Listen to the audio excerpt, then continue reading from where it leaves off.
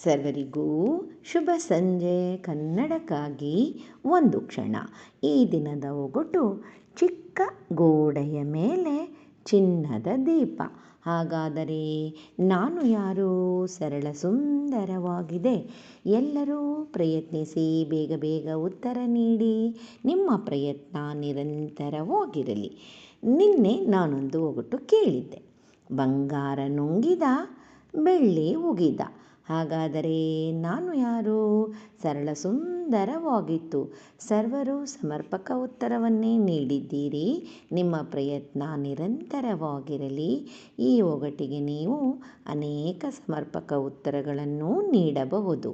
ನಿನ್ನೆಯ ಒಗಟಿನ ಉತ್ತರ ಹಲಸಿನ ಹಣ್ಣಿನ ತೊಳೆ ಹಾಗೂ ಬೀಜ.